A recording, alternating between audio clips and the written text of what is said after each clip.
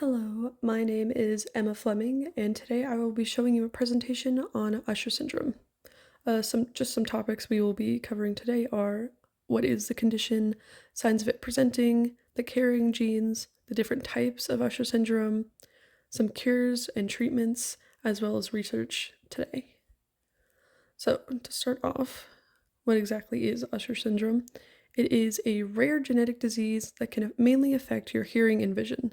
The severity can depend on the type a person has, as there are three, but it also causes loss or deafness and an eye disease called retinitis pigmentosa, which is essentially the loss of vision over your lifespan. It can also be described as like pinhole vision. It can also affect balance. Since this is a rare condition, the chances of getting it are said to be that out of 100,000 people, only 4 to 17 may actually get this. This condition itself is passed down through genetics, it is hereditary. So if both parents carry a specific set of mutated genes, the chances to get it become 25%. However, if you are someone who only has one specific mutated gene, you will then become a carrier and therefore will not present any symptoms in your life at all.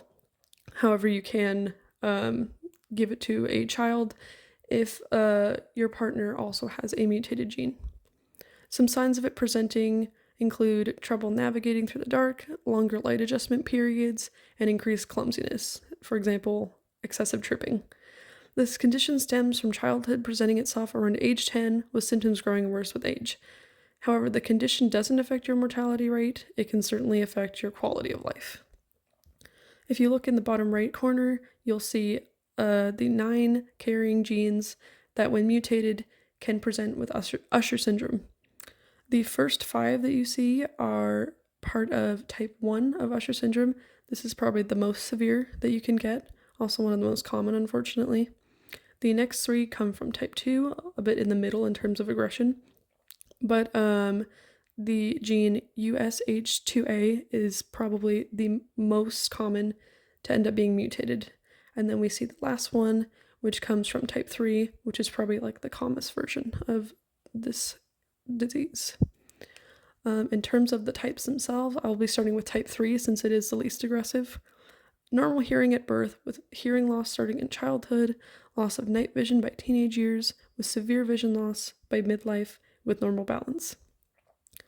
Type 2, sort of similar, moderate to severe hearing loss in early childhood, loss of night vision by teenage years with severe vision loss by midlife, with normal balance as well.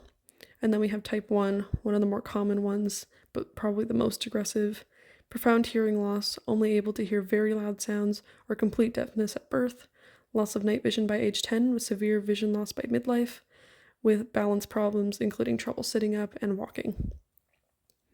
In terms of cures and treatments, unfortunately there is no cure for Usher syndrome, but early treatment can help people with Usher syndrome with their hearing and vision loss. It can slow it down, if that makes sense. It's recommended to check out your child's condition right away if there's any speculation of the disease, and to help regulate the issues early on. More specifically, some treatments for vision. Low vision aids and vision rehabilitation services can help people with Usher syndrome with their vision loss. Children with Usher syndrome may also need to learn to read Braille.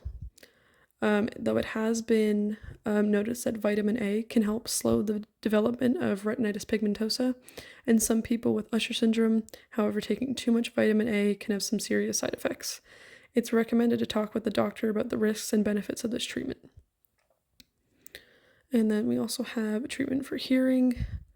Treatment for hearing problems caused by Usher syndrome may include hearing aids, assistive listening devices, or cochlear implants, a device that helps people with severe hearing loss hear sounds. It's essentially embedded in the head towards the back of the ear. Some kids with Usher syndrome might need to learn sign language as well to help them communicate, or to get hearing training to help them hear and understand sounds. Now, we also have today's research. There's quite a few scientists trying to work on some ways to, obviously cure would be the most ideal, but for now, help certain individual symptoms. One of them, being the more prominent one, is Dr. Jacques Duncan. She said she wanted to find ways that patients with the most common mutation I mentioned before, US2A mutation, she wants to see that when they lose their vision over a period of time, so that she can accurately prescribe treatment or to decrease vision loss in the long run. She developed a specific injection called QR421A under her project called Stellar, which was noticed to be beneficial compared to untreated cases. QR421A, a sort of RNA therapy, was found to help with regular vision loss for Usher syndrome as well as retinitis pigmentosa.